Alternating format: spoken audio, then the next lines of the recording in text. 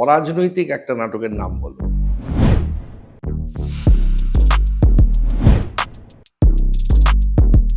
রামাপ্রসাদ বণিক তাড়িয়ে দিলেন।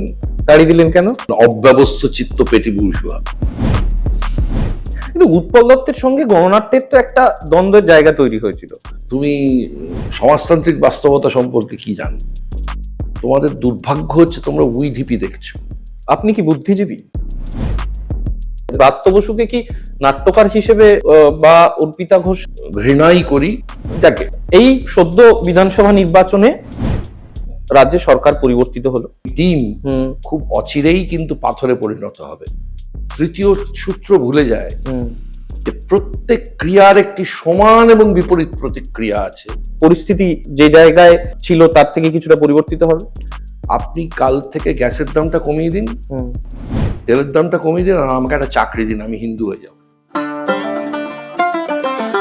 নমস্কার, আজকাল লটিনের এক বচন বহু বচন পডকাস্টে আপনাদের আবার স্বাগত জানাই। আজকে আমরা আবার আরেকজন নতুন অতিথিকে নিয়ে চলে এসেছি। আজকে আমাদের অতিথি অভিনেতা, নির্দেশক, নাট্যকার চন্দন সেন। চন্দনবাবুকে স্বাগত। আমি কি তুমি বলবো না আপনি বলবো? তুমি তুমি তো আনুষ্ঠানিকতাটা আমার খুব একটা পছন্দ হয় না। তো আমরা এই পডকাস্টের শুরুর অংশটায় যেটা মূলত বোঝার চেষ্টা করি বা আলোচনা করার চেষ্টা করি, সেটা হচ্ছে যে যে পেশারি মানুষ আমাদের এখানে অতিথি হিসেবে আসেন বা যে কর্মকাণ্ডের মানুষ আসেন, তাদের শুরুর সময়টা, আতুরের সময়টা, তৈরি হওয়ার সময়টা জানার চেষ্টা করি। সদেড়ে কাছে নতুন করে বলতে হবে, সদেড়ে পডকাস্টে আছে। তবুও আমি একটু ছোট করে জানতে চাইবো যে মানে কিভাবে শুরু হলো বিষয়টা। মানে কোনটা শুরু হলো? অভিনেতা মানে উৎপল দত্তের কাছে কিভাবে গেলেন? উৎপল দত্তের কাছে যাওয়ার আগে আমার বাড়িতেই যে একটা ঘটনা ঘটে ছিল, মানে আমি জন্মসূত্রে, যেহেতু আমার বাবা কিশলয় সেন, মা সন্ধ্যা সেনে, বহুবার বলেছে ওরা গণনাট্য সংঘের, মানে পার্টি ভাগ হয়ে যাওয়ার পর গণনাট্য সংঘের বাবা ছিলেন খসড়া, যে প্রোগ্রামটা তৈরি হয় কর্মসূচি, তার খসড়া লেখক। তার সঙ্গে সঙ্গে উনি গণশক্তির, তখন সদ্য সান্ধ্য গণশক্তি বেরোচ্ছে, তার দুজন রিপোর্টার ছিল, তার মধ্যে বাবা চিফ রিপোর্টার বললে হাসাহাসি করতো নিজেরাই আর কি, কারণ প্রমোদাস গুপ্ত হাসতে হাসতে বলতেন, আসস তো তুই আর উদয়, তার মধ্যে আবার তোর লগে আবার চিফ লিখতেই হো। বাবাও হাসতেন। যাই হোক, কিন্তু সেই গণনাট্য সংঘের সূত্রেই যাবতীয়, তারপর স্কুলে একটা রামকৃষ্ণ মিশনের একটা ছিল সিসিএ, কো ক্যারিকুলার অ্যাক্টিভিটিস। আমাদের 1200 নম্বরে পরীক্ষা হতো, 1000 নম্বর লেখাপড়া যা কিছু, 200 নম্বর ছিল হচ্ছে কো কারিকুলার অ্যাক্টিভিটি, কো ক্যারিকুলার অ্যাক্টিভিটিস। এবং এই কো ক্যারিকুলার অ্যাক্টিভিটিস এর মধ্যে সব পড়তো কিন্তু, মানে খেলাধুলা সবকিছুই করতো। খেলাধুলো তো আছেই, প্রত্যেক শনিবার পারফরমেন্স করা, কোনো না কোনো, কতটা ভালো কাস্তে বানিয়েছে, মানে হাপড় ঠেলে কাস্তে বানানো, কতটা ভালো ধান রুইয়েছে, পোল্ট্রি পরিষ্কার করেছে, ভালো জাল ছুটতে পারে কিনা পুকুরে মাছ ধরার জন্য, এই সবই থাকতো। ধান ঝাড়া,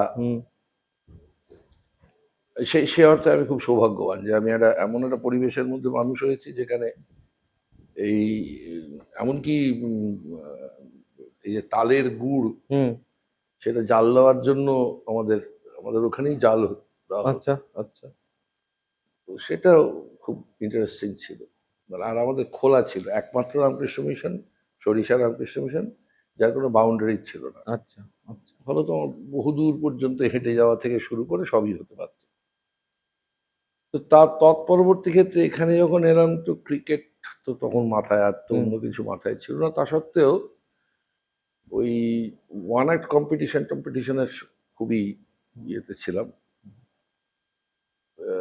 তারপরে সেখান থেকে বিভিন্ন দল ঘুরে রমাপ্রসাদ বণিকের কাছে, রমাপ্রসাদ বণিক তাড়িয়ে দিলেন প্রথমবার।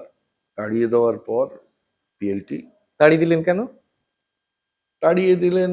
প্রথমত তো আমার সঙ্গে রমাপ্রসাদ বণিকের কিছুই না, তখন এত অল্প বয়স, মতাদর্শগত সংঘাত। আচ্ছা। উনি একদম পিওর কংগ্রেসি বাড়ির লোক, বাড়িতে ইন্দিরা গান্ধীর ছবি, কোনো নাটক কালীঘাটে মানে না ছুঁয়ে পুজো হতো না, সেই নিয়েই আমার সঙ্গে লাগতো। এদিকে তুমি প্রগতিশীল নাটক করবে আর পাশে গিয়ে এসব হতো। তারপর মধ্যিখানে কিছু লোক তাকে বোঝালো যে আমি নাকি তার সম্পর্কে খুব খারাপ কথা বলেছি। তখন ওই ত্রাতা নাটকটা হচ্ছে, তো উনি বললেন যে ও যদি থাকে তাহলে আমি থাকবো না, আমাকে তাড়িয়ে দিলেন। তো পিএলটির তখন নিয়ম ছিল যে পার্টি মেম্বার না হলে কেউ, সিপিআইএম এর মেম্বারশিপ না থাকলে কেউ, সেটা একটা ভাঙা হলো আমার জন্য। তার কারণ আমার বাবা আর মা ভীষণ রকম ভাবে উৎপল দত্ত চিনতেন, গণনাট্য সঙ্গের সূত্রেই চিনতেন। তারপর একটা ইন্টারভিউ হয়, কঠিন ইন্টারভিউ, সেটা নেন হচ্ছেন আমার সত্য বন্দ্যোপাধ্যায়। সেই ইন্টারভিউ পাশ করা খুব ডিফিকাল্ট। আমি একটা ইন্টারভিউতে বসে থেকে দেখেছি। কি প্রশ্ন হতো? প্রথম প্রশ্ন হচ্ছে তুমি এখানে পিএলটিতে কি করবে, কেন পিএলটি কেন। দ্বিতীয় প্রশ্ন থেকে শুরু হচ্ছে নাট্য বিষয়ক প্রশ্ন। আচ্ছা। তুমি সমাজতান্ত্রিক বাস্তবতা সম্পর্কে কি জানো, মানে হ্যাঁ, কারণ তুমি সরাসরি রাজনৈতিক। আচ্ছা, দ্বিতীয়ত হচ্ছে অরাজনৈতিক একটা নাটকের নাম বলো। এই রে হ্যাঁ, এরকম প্রশ্ন আর কি, মানে প্রপারলি তার ধ্যান ধারণা না থাকলে জায়গা হতো না। তো এইটাও আমার ক্ষেত্রে ইয়ে করা, বলা হলো যে রমাকে দিয়ে একটা, উৎপলই বললেন যে রমাকে বলো ওকে একটা চিঠি লিখে দিতে যে ওর কোনো কারণ। আর একটা নিয়ম ছিল হচ্ছে অন্য কোনো থিয়েটার দল থেকে আমরা কোনো সদস্য নেব না, ওইসব গন্ডগোলের মধ্যে আমরা যাব, দল ভাঙিয়েছে এইসব গন্ডগোলের মধ্যে যাব। তো রমাদা একটা সত্যি ভালো চিঠি লিখে দিলেন। আমি গেলাম, যাওয়াতে একদম রমাদা ওখানেই বসেই একটা অত্যন্ত ভালো চিঠি লিখে দিলেন, এটা দিলাম। তাহলে কমরেড কাল থেকে আসবেন বলে শুরু হয়ে গেল এই পিএলটিতে যাওয়া। পিএলটির প্রথম কোন কাজ পিএলটিতে? তখন তো অন্য নাটক চলছে, একলা চলরে তখন অলরেডি শুরু হয়ে গেছে। মানে আমি ফ্রেশ, অন্য নাটক ছাড়াও, কল্লোল ছাড়াও, কল্লোলে আবার একটা মজার গপ্প আছে, সে পরে বলছি। লালদুর্গ হচ্ছে মানে সে অর্থে ফ্রেশ আমার নাটক। তারপরে আর দুটো নাটক হয়েছিল, তাতে একটায় আমি তখন গিয়ে বলেছিলাম যে আমি চাকরি করব, তাতে প্রচণ্ড খেপে গিয়েছিলেন। তাতে সৌয়াদি বললেন আরে কি আশ্চর্য, সন্ধ্যা একা পাচ্ছে না তো, চাকরির দরকার নেই, ও কেন চাকরি করবে বলে প্রচণ্ড গালাগাল করলেন। তারপর আমার নামে বললেন অব্যবস্থ চিত্ত পেটি বুর্জোয়া। তো আমি আমার মাঝে মাঝে বলতেন এই যে অব্যবস্থ চিত্ত পেটি বুর্জোয়া, এদিকে আসুন কমরেড। কি আপনি করে বলতেন মানে সবাই? প্রায় বেশিরভাগ লোক। আর আপনি করে বলার একটা সুবিধা আছে, আমাদের দলে হচ্ছে তাহলে মানে বরাহনন্দনটা বলা খুব সহজ হয়ে যায়। হ্যাঁ, এই আপনি করে বলার বিষয়টা আমার খুব শৈশব থেকে দেখা। দেখা মানে হচ্ছে কমিউনিস্ট পার্টিতে ধরুন খুব মিটিং হচ্ছে, সেখানে স্ত্রী তার বরকে আপনি মানে বুর্জোয়া দালাল হয়ে গেছেন বলে আক্রমণ করছে, তারপর বেরিয়েই চলো চলো চলো তাড়াতাড়ি চলো গিয়ে রুটিটা করে নিতে হবে, আমি আটাটা মেখে দেবো, চট করে রুটিটা হয়ে যাবে। এটা আমার এত চোখের সামনে দেখা যে মানে ওই একটা দূরত্ব তৈরি করা যে এখন আমি আর বর বউ নই, এখন আমরা একটা কমিউনিস্ট পার্টির একটা খুব জরুরি মিটিং এ এসেছি। আর তখন তো খুব গোপন মিটিং হতো সব, দুটো তিনটে কুপি জ্বালিয়ে যেন ঝাট করে নিভিয়ে দেওয়া যায়। কিন্তু উৎপল দত্তের সঙ্গে গণনাট্যের তো একটা দ্বন্দ্বের জায়গা তৈরি হয়েছিল, হ্যাঁ, এবং সে তো হবেই। এবং সেই সময় উৎপল দত্ত খুব মানে পরবর্তীকালে উনি যা লেখালেখি করেছেন সেখানে উনি বলেছেন গণনাট্যের কাজ করতে গিয়ে কি অসুবিধে হচ্ছিল ওনার। শুধু ওনার তো নয়, ঋত্বিক ঘটক, সলিল চৌধুরী, এমনকি সত্যজিৎ রায়েরও ওখান থেকে সরে যাওয়ার অন্যতম কারণ ছিল এটা। অ্যাকচুয়ালি এটা কিন্তু আপনি গণনাট্যের সঙ্গে পুরোপুরি না থেকে কেন পিএলটিতে গেলেন? গণনাট্যের সময়টা তো আমি তো ক্রিকেট খেলবো। আমায় বোঝানো হয়েছে যে আমার যা যা ব্যাপার স্যাপার তাতে আমি নাকি জুনিয়র ইন্ডিয়া টিমের জন্য নাকি আমাকে প্রস্তুত হতে হবে। গোপাল বোস আমাকে বুঝিয়েছিলেন যে তো অফ কাটারটা ঠিক করে কর, কারণ আমি তখন 125-25 বল করতাম। আচ্ছা। একটা ন্যাচারাল লেফট আউটসুইং ছিল, তার সঙ্গে একটা অফ কাটার ছিল।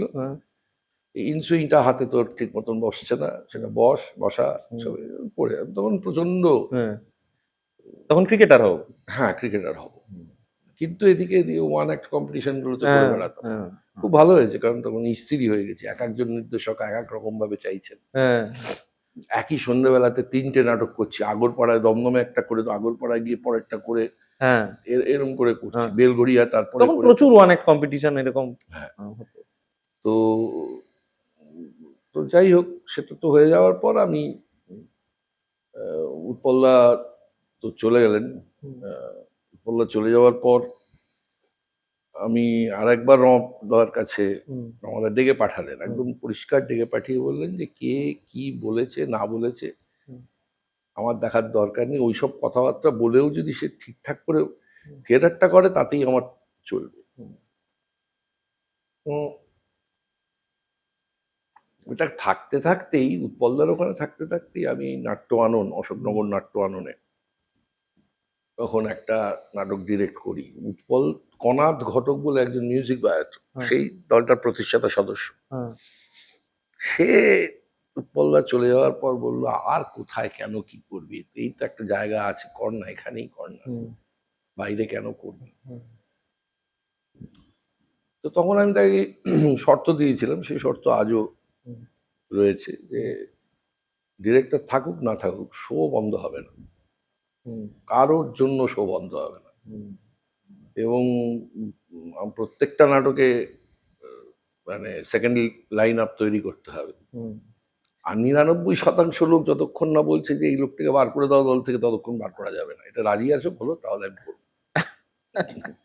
না, কল্লোলের অভিজ্ঞতাটা, কল্লোলের বিষয়টা আপনি বলছিলেন, কল্লোলটা একটু শুনতে চাই।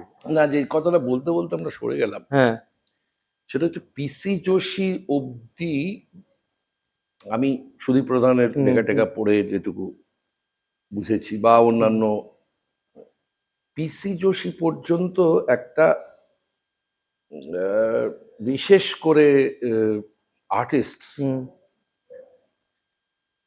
সেখানে তাদের একটু অন্যরকম ভাবে দেখা হওয়ার জায়গা ছিল আর কি। মানে পার্টির আশু প্রোগ্রামের সঙ্গে এরা যুক্ত, এরা মতাদর্শের সঙ্গে যুক্ত, এবং মতাদর্শের ক্ষেত্রে যা যা করছেন, এবং তার বাইরে যদি কখনো তাদের নিজেদের মনে হয় নিজেদের কথা বলবেন, তাহলে সেটাকে নিয়ে আমরা তর্ক করতে পারি, কিন্তু আমরা তাকে কন্ডেম করতে পারবো। মানে হাই বিধি বড়ই দারুণ, এই কথাটা লিখতে পারেন সলিল চৌধুরী চাইলে, এবং একই সঙ্গে পার্টিও করতে পারে। এটা পিসি যোশী পর্যন্ত ছিল। কিন্তু বিটি রণধীরে যখন থেকে এলেন, তখন একটা শব্দ খুব চালু হলো, পার্টি, মানে পলিটিক্স কমান্ডস। এই কথাটা বিভিন্ন রকমের মানে হয়ে দাঁড়ালো, মানে প্রয়োগটাই বিভিন্ন রকম হলো। সেটা নিয়ে একটা বিস্তর আলোচনাও হয়েছে পরবর্তী ক্ষেত্রে, যে এর প্রয়োগটা এক একটা জায়গায় এক এক রকম ভাবে হয়েছে। পলিটিক্স কমান্ড, ফলটা যেটা হয়েছে সেটা হচ্ছে যে আমি এই শিশির সেন শেষ সভাপতি ছিলেন গণনাট্য সঙ্গের, তখন আমাকে একটা ওপেন সেশনের আগে ডাকা হয়েছিল।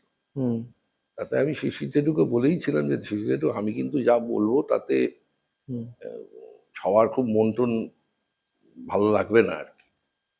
তাতে বলেছিল, তোর যা মনে হয় তুই সেটাই বলবি। হুম, তখন আমি একটা কথা আমার আমার আমার অভিজ্ঞতার হুম। নিরিখে হুম, দাঁড়িয়ে, অলরেডি ততদিনে 40 বছর বয়স হয়ে গেছে, হ্যাঁ, আমি বলেছিলাম যে দেখুন, গণনাট্য সংঘটা আপনারা, আপনাদের পার্টি গণনাট্য সংঘটাকে মানে মাদারি ঢোলবাদক করে ফেলেছেন। হুম, যেটা আমার নিজের ব্যক্তিগত ক্ষেত্রেও দেখা, হুম, যে নেতা আসছে না, হুম। গেয়ে যাও গেয়ে যাও গেয়ে যাও, আচ্ছা। নেতা এসে পৌঁছলো মাঝপথেই নামিয়ে দেওয়া। হুম, আমি একদিন এই এই আমাদের এই যে মেয়েটা খুব এখন ভালো গাইছে, কি যেন নাম, আরাত্রিকা বলে হুম, মেয়েটা, হুম, আমি একদিন দেখলাম যে সে গান গাইছে, পেছনে সবাই কথা বলছে। হুম, তা আমাদের একটা কি কারণে আমাদের একবার ডাকা টাকা হয়েছিল। হুম, আমি বলছি, আমার প্রথম আপত্তিটা হচ্ছে আপনারা আমাদের সম্মান করেন না। হুম, আপনাদের মূল জায়গাটাই থাকে হচ্ছে কেবলমাত্র প্রচার। আমরা হুম, তো সেই ঢোলবাদকই হয়ে গেলাম। হুম, যতক্ষণ না লোকজন জুটছে ততক্ষণ ঢোলটা বাজিয়ে যাও, লোক জুটলে তো আবার খেলা শুরু হবে। হুম, এটা তো হতে পারে না। হুম, হুম, আর মতাদর্শগত জায়গাটা আমাদের আলোচনার ভিত্তিতে ঠিক হবে। হুম, কিন্তু আপনার আশু পার্টি প্রোগ্রাম অনুযায়ী যদি সংস্কৃতি চালিত হয়, হুম, সেটা গণনাট্য সংঘ করতে পারে, কারণ তারা পার্টির অর্গান। হুম, কিন্তু সেটা আশু আশু প্রোগ্রাম অনুযায়ী, আমি আজকে একটা নাটক লেখা হয়েছে, সে নাটকটা চলছে, হুম, সে নাটকটার বর্তমান অবস্থাকে পরিপ্রেক্ষিতে সে নাটকটা দর্শক গ্রহণও করছে। হুম, আপনি হঠাৎ করে আপনার রাজনৈতিক কৌশল পাল্টে ফেললেন, হুম। ফলত আমাকেও সেই অনুযায়ী পাল্টে ফেলতে হবে। মানে আমি একটা নাটকে কংগ্রেসের কোনো নীতির সমালোচনা করেছি, কংগ্রেসের সঙ্গে কোনো অ্যাডজাস্টমেন্টের জায়গা তৈরি হয় যদি পার্টি, তাহলে কি আমাকে সেই নাটকটা বন্ধ করে দিতে হবে? এটা তো অনেক সময় এরকম ধরনের ঘটনা ঘটছে। এখন আর ওই নাটকটা, এখন আর এই কথাগুলো হ্যাঁ। বলার দরকার নেই, এরকম ঘটে।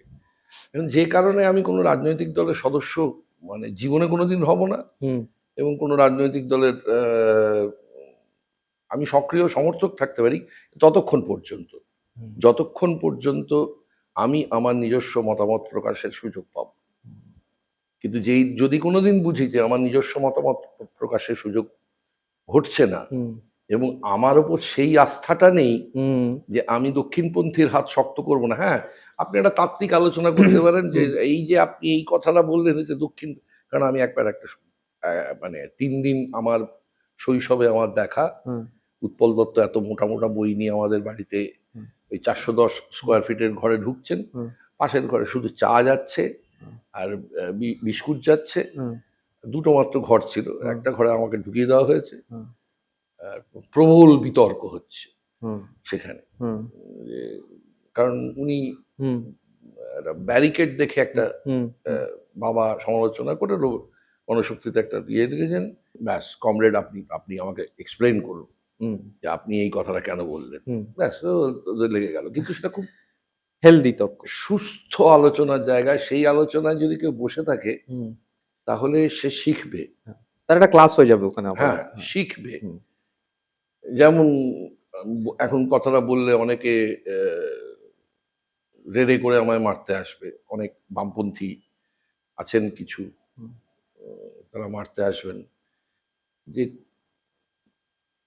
কবিরদার সাথে হুম, সিরিয়াসলি 1.5 ঘন্টা বসা মানে হচ্ছে নতুন একটা কিছু নিয়ে বাড়ি ফেরা গান সম্বন্ধে। হুম, এটা যাদের অভিজ্ঞতা নেই, হুম, তারা বুঝতেও পারছে না আমি কি বলছি। হুম, আমি একটা ছোট্ট মানে হুম, হুম, ঘটনা বললেই হবে, যে একদিন আমি গিয়েছিলাম এবং তখন গানের অ্যাডাপ্টেশন নিয়ে কথাবার্তা হচ্ছে, হুম, হুম, বিদেশি ইস্যু। হুম, হ্যাঁ, কথা বলতে বলতেই ওই যে বেড়াতে বেড়াতে তখন ওনার স্ট্রোক ফোক হয়ে গেছে, হাতটা এরকম ঠিকঠাক করছে না। রবীন্দ্রনাথ, স্বাভাবিকভাবে রবীন্দ্রনাথ আসে, হুম, হুম, যে কি অসাধারণ ক্ষমতা লোকটার দেখো হুম, বলে। তারপর 1 ঘন্টা হ্যাঁ, সলিল চৌধুরী, রবীন্দ্রনাথ, হ্যাঁ, হ্যাঁ, হ্যাঁ। ওটা মাস্টার ক্লাস। একটা এমন কথা হলো, আমি এবং শ্রীকান্ত আচার্য, এবং সেদিনকে ইয়ে গিয়েছিল, আমার এখনো মনে আছে, আমি শ্রীকান্ত আর রশিদ ছিলাম। আচ্ছা। সেটা যেটা কি হলো, আমি একটা কোনায় চুপ করে বসে গেলাম। এবার এই তিনটে লোক কথা বলছে, হ্যাঁ, যে যে আমি গান বাজনার গও বুঝি না আর কি। হুম, মানে আমার সঙ্গীতে, মানে আমার কিছু বন্ধু বান্ধব আছেন যারা, হুম, তাদের আমি সঙ্গ করেছি মাত্র এইটুকু বলতে পারি।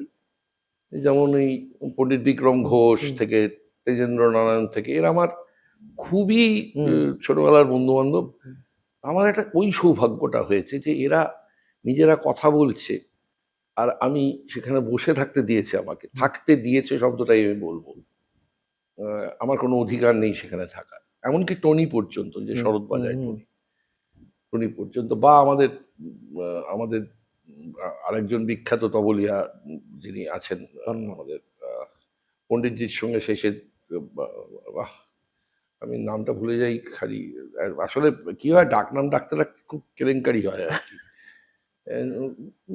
তার সঙ্গে দেখা হলে কি, তারা তখন নাটক নিয়ে কথা বলতে চায়, আর আমি খালি শুনতে চাই ওরা মিউজিক গান নিয়ে কি বাজনা বলছে। নিয়ে কি কথা বলে। হ্যাঁ, তো তো ওই কবির সুমনের সাথে ওই দিনটা, ওই সিচুয়েশনটা থেকে বলছেন যে একটা কিছু সঞ্চয় করে নিয়ে যাওয়া গেছে, এইটা আমি আগে দেখেছি এটা ঘটতো।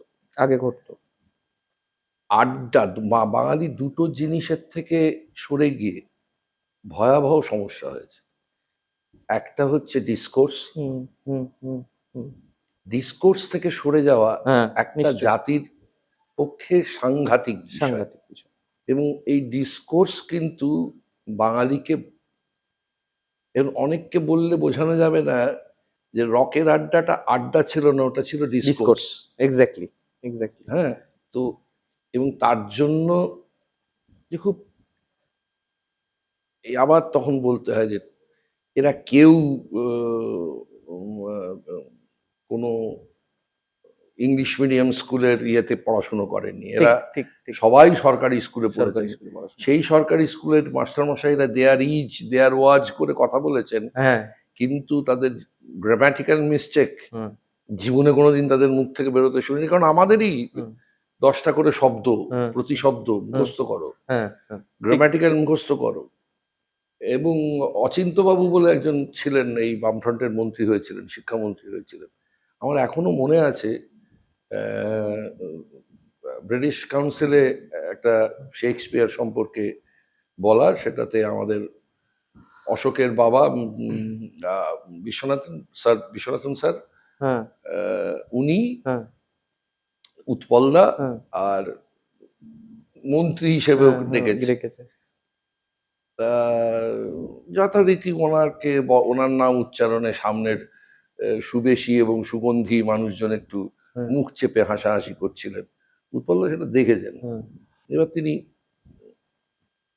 এখানে সবাই ইংরেজিতে কথা বলছে, হুম, তিনি প্রথমে বাংলায় শুরু করলেন, নমস্কার বলে শুরু করলেন। তারপরে বলতে বলতে উনি বললেন যে শেক্সপিয়ার হুম, আমাদের জীবনের, ওনার বক্তব্য ছিল, আমার এখনো মনে আছে যে ওনার বক্তব্য ছিল যে রবীন্দ্রনাথ আর শেক্সপিয়ার ছাড়া হ্যাঁ, মানুষের জীবন কি করে চলতে পারে আমাদের কোনো ধারণা নেই। হুম, হুম, বলে উনি একটা তুলনামূলক আলোচনার মধ্যে চলে গেলেন। উনি বলেছিলেন 10 মিনিটের হুম, জন্য, হুম, আলোচনায় চলে গেলেন যে রাজা, হ্যাঁ, তার সাথে শেক্সপিয়ারের মিস্টিসিজমের যোগাযোগের জায়গাটা বলতে গিয়ে উনি লিয়ার লিয়ারের লাস্ট হুম, যখন অবস্থাটা, সেই অবস্থার থেকে একটা অংশ বলতে আরম্ভ করলেন, পড়তে নয়, মানে, বলতে আরম্ভ করলেন।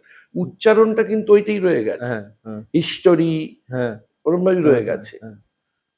উৎপলদা এবার হাসতে আরম্ভ করলেন। হুম, এবার উৎপলদা তাকিয়ে তাকিয়ে হাসছেন।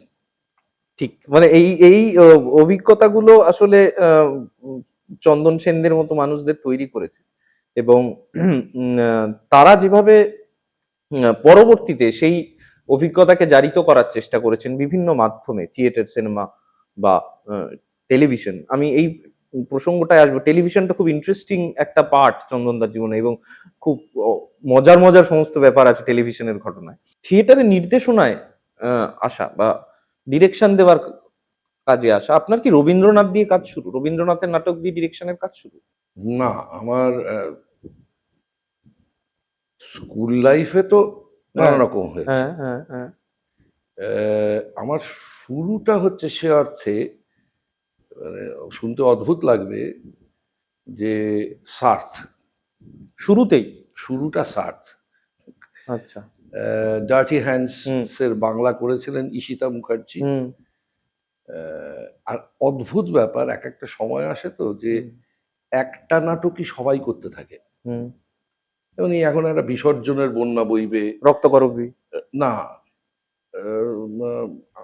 হতে পারে রক্তকরবীর বন্যা, কিন্তু আমার মতে ভীষণ রকম ভাবে অচলায়তনের বন্যা পাওয়ার একটা সম্ভাবনা দেখা দিয়েছে।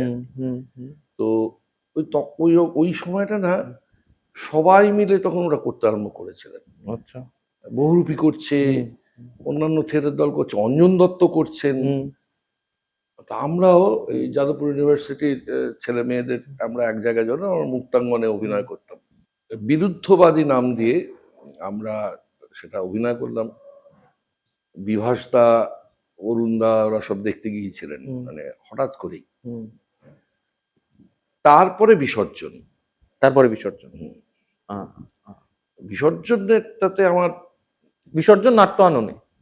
না না, তখন নাট্য আনন্দ কিছু নেই। ও আচ্ছা, তখন কিসে? এটা হচ্ছে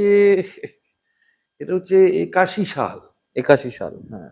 তারপরে মানে সার্চ করলাম, তারপর 83-তে করলাম বিসর্জন। বিসর্জন কোথায় হলো? মুক্তাঙ্গনে হলো? সব মুক্তাঙ্গন। আমাদের তখন মুক্তাঙ্গন ছাড়া কোনো গতি নেই তো, মানে আর প্রচন্ড হিসির গন্ধের মধ্যে, আর পাশে একটা সময় প্রচন্ড রকম তো আসলে একটা ওই গোডাউন টাইপের আগে ছিল। এখনো তাই, এমন কিছু ইয়ে হয়নি। তারপরে আমরা শুরু করতে আরম্ভ করলাম, এবার কামু, কাফকা, অলবি, এসব সব শুরু হলো। তারই মাঝখানে হঠাৎ করে বাবা বললেন যে দয়া করে একবার কি জপেন্দাটা পড়বে, জপেন্দা পড়ো। আমি একটা দিক থেকে সৌভাগ্যবান যে আমাকে খুব ছোটবেলায় রামায়ণ মহাভারতটা আগে পড়ানো হয়েছে, এবং সেই সময় কিন্তু আমার রামায়ণ মহাভারত সেই অনুযায়ী পড়তে দেওয়া হয়েছে। কিন্তু খুব আস্তে আস্তে করে বোঝানো হয়েছে, পরে বুঝতে পারি যে ওই ইয়েতে দেশপ্রিয় পার্কের পেছনে রামানুজম কাকা ছিলেন, বলতাম ওই সময় ওই চত্বরে প্রচুর কেরলাইট এবং মানুষজন থাকতেন। আসলে রাক্ষস কারা জানিস তো? রাক্ষসটা হচ্ছে ওটা। আর এই যে তুই ওই যে সেদিনকে দেখলি সুরজিৎ, ওরা হচ্ছে ওই ওই আর্য, বুঝলি তো? সব বাইরে থেকে এসছে, এখান থেকে এসে তখনই কিন্তু ইরান থেকে আসা, হ্যান থেকে আসা, আস্তে আস্তে করে ক্লাস 6-7 থেকে আমার মাথায় ধরি দিয়ে পাট করে হাতের মধ্যে ক্লাস 10 পেরোতেই আমাকে খুব আস্তে করে মানে এই 12 পাস করার পরই বাবা আমাকে আগে একটা হাতে ধরিয়ে দিয়েছিলেন হচ্ছে রাহুল সাংকৃত্যার।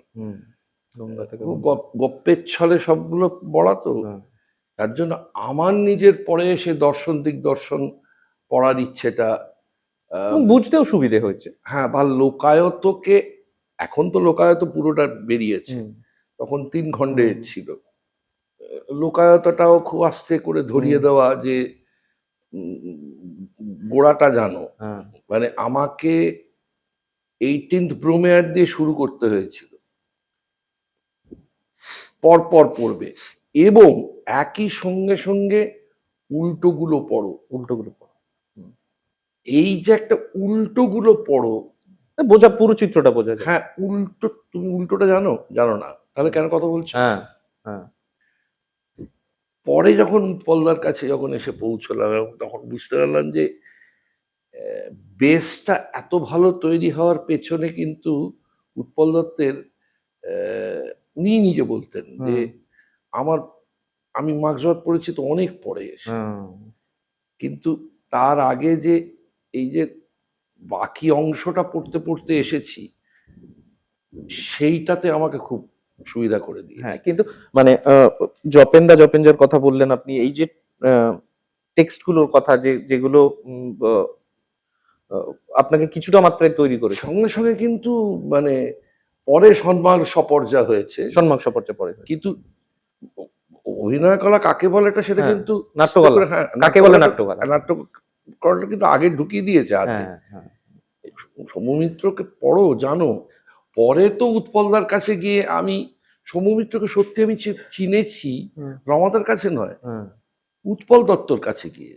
আচ্ছা, কিন্তু যে- ওদের মধ্যে তো একটা না না, এসব বাজে কথা, বাজে কথা। একদম বাজে কথা। আমি কখনো তো সৌমিত্র মহাশয়ের কাছে আমি আমার সুযোগ হয়নি যাওয়ার, কিন্তু আমি কাউকে বলতে শুনিনি, একবার শুনেছিলাম। আমি জিজ্ঞেস করেছিলাম যে চাঁদ বণিকের পালা বন্ধ হলো কেন? কুমার কাকা আমাকে বলেছিলেন যে বন্ধ হলো কারণ শম্ভুদা হঠাৎ একদিন সবাইকে বললেন যে না, হচ্ছে না, জানো, এইটার জন্য অজিতকে লাগবে, উৎপলকে লাগবে, উৎপল না হলে না এই চরিত্রটা হবে না। এর যে গভীরতাটা আছে, এই গভীরতার বোধটা না থাকলে হবে না। অজিতকে ডাকতে হবে।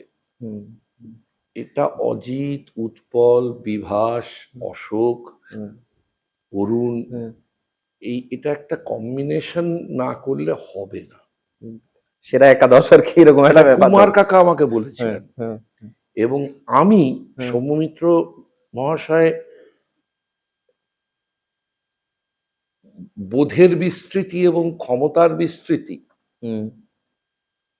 সেটা আমি উৎপল দত্ত মহাশয়ের কাছ থেকে শেখা, যে বিস্তৃতিটা কত। এবার যদি উল্টো দিকের কথাটা আমি যদি ধরি, আমি পরে যখন এদের মিট করলাম, এই অসিত বোস, মানে যারা তখন একদম কেন্দ্রে রয়েছেন সবকিছু, দেবাশিস মজুমদার, এদের যখন মিট করলাম, এরা কোনোদিন আচার্য সৌমিত্র মহাশয়কে উৎপলদা, এরা সবাই বলতো মেজদা। এবং মনু দত্ত বলেছিলেন যে আমার বিয়ে ভেঙে যেতে পারতো, জানিস তো। এবং কেন? বলো, প্রত্যেকটা নাটক দেখতে নিয়ে যাবে আমাকে, নিয়ে গিয়ে এই একটা কোনো মুহূর্ত তৈরি হচ্ছে, হঠাৎ খপাত করে আমার এই জায়গাটা চেপে ধরবে, দেখ দেখ দেখ দেখ কি করছে, দেখ কি করছে, দেখ। আমার এখানে লোম ফোড়া হয়ে গেছে, আমার বাড়িতে বউ বলছে ওখানে কি করে তোমার লোম ফোড়া। তো তো তো এইটা ছিল, মানে আমি বলছি যে আমরা, আপনি কি মোটামুটি ওই ঠিক করে নিলেন কবে যে আপনি অভিনেতাই হবেন, আর অন্য কোনো কিছু করবেন না? না, তখন পেশা হিসেবে আমরা যখন শুরু করেছিলাম তখন একটা সিঙ্গেল চ্যানেল তো। আর অনামিকা সাহার জীবন থেকে জানতে পারবেন যে তখন এই চামড়ার লোকেদের ঢুকতে দেওয়া হতো না।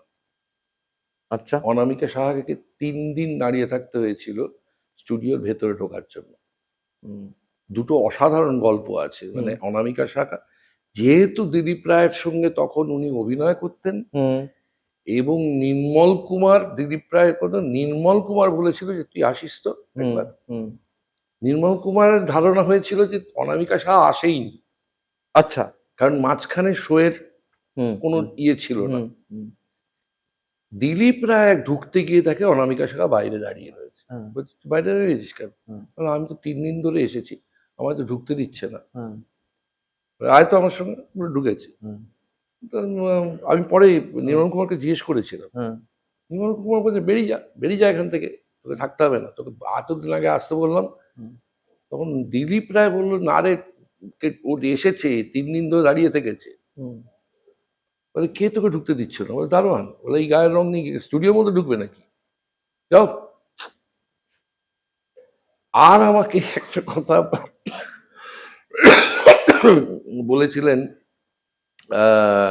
মিঠুন চক্রবর্তী, গপ্প শোনা, আমাকে বলেননি, আমি সঙ্গে ছিলাম। মিঠুন চক্রবর্তী আমাকে কোনোভাবে চেনেন না, আমি সামনে ছিলাম। মিঠুন চক্রবর্তী একটা রামকৃষ্ণ করেছেন জান, সেটার জন্য দেবী হালদারকে এখান থেকে ওনার মেকআপটা করার জন্য এখান থেকে বম্বেতে নিয়ে যাওয়া হয়েছে। বলছে যে মিঠু চক্রবর্তী বলছেন যে আমার ধারণা ছিল না যে দেবিদা কে অমিতাভজি চেনেন, হুম, আমার ধারণা ছিল না। হুম, বলে আমি কথায় কথায় বলেছি, বলে দেবিদা হুম, বম্বেতে, বলে হ্যাঁ আমার বাড়িতে নেমন্তন্ন মানে খাওয়াতে নিয়ে আসবো।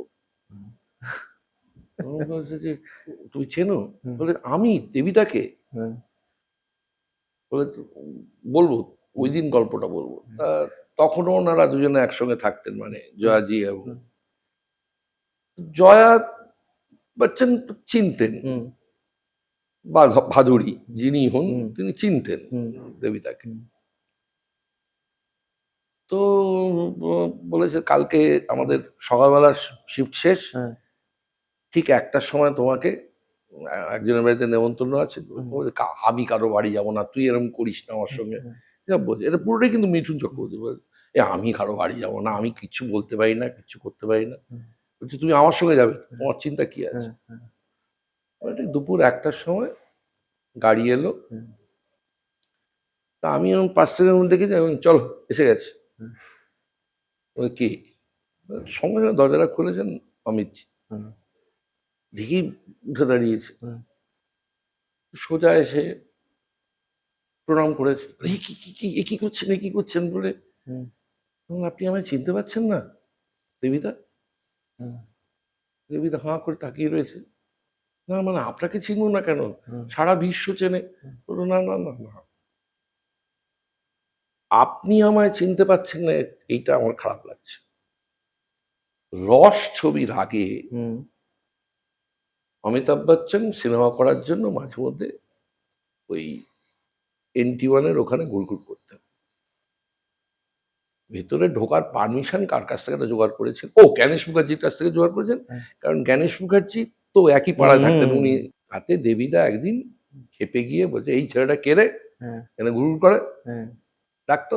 হ্যাঁ, ডেকেছে, কি করছো এখানে তুমি? হুম, রোঁয়া ওঠা মুরগির বাচ্চার মতো দেখতে, সিনেমা করতে এসছে, পিঠে কুচ টেরা, যাও এখান থেকে, দূর হও, এসব বলেছিল। হুম, দেবিদা বলছে, দেবিদা তখন কোথায় ঢুকবে বুঝতে পারছে না। আমি বুঝিনি, আমি এইসব এসব মনে রাখবেন না প্লিজ। তখন বললাম, আমি এগুলো মনে রেখেছি বলেই তো এখন আজকে আমি আপনাকে নিতে এসেছি, চলুন, জয়া অপেক্ষা করছে। হুম, ওদের একটা মানে উনি বাংলাটা এখনো হ্যাঁ, ভালোই হ্যাঁ, বলেন। হ্যাঁ, স্বরূপার সাথে এই যে মধ্যিখানে একটা সিনেমা করতে এসেছিলেন, হ্যাঁ, বা আমি দেখলাম এই যে লাস্ট ইয়ারে দেখলাম হ্যাঁ, বাংলাটা ভালোই বলেন। আমি আমি জানতে পারলাম যে ও মানে ওই যতদিন জয়া ছিলেন, হুম। ছেলে মেয়ের সামনে যদি গোপন কথা বলার দরকার পড়তো বাংলায় বলতেন, যাতে ওরা বুঝতে না পারে। আচ্ছা, চন্দনদা আপনি উৎপল দাও আবার উল্টোটা, ইংরেজিতে কথা বলছেন, না জার্মান। জার্মান? হ্যাঁ, মেয়ের সাথে জরুরি একটা কথা আছে, বা সত্যতার সাথে জরুরি একটা কথা আছে, ফাট করে জার্মানে চলে গেলেন। সত্যতা জার্মান বুঝতে পারছেন? হ্যাঁ, বল ও, এইটা একটা কথা বলে রাখি এটা ক্যামেরার সামনে, হ্যাঁ, আমি অনেক জায়গায় বলেছি, পাত্তা দেওয়া হয় না। সত্য বন্দ্যোপাধ্যায়। পৃথিবীর অন্যতম মানে আমি অভিনেতা হিসেবে ঈশ্বর মনে করি হ্যাঁ, মার্টিন ভুটকে। হ্যাঁ, তিনি এখানে এসেছিলেন আর্তুরো উই হুম, হুম, অভিনয় করতে। তো আমাকে কি বলে, আমাদের শিবাশিস মারুজ্জে, হুম, সে তখন অ্যাকচুয়ালি সানন্দাটা চালায়, হুম, রীনাদি অত দেখেন টাকেন না।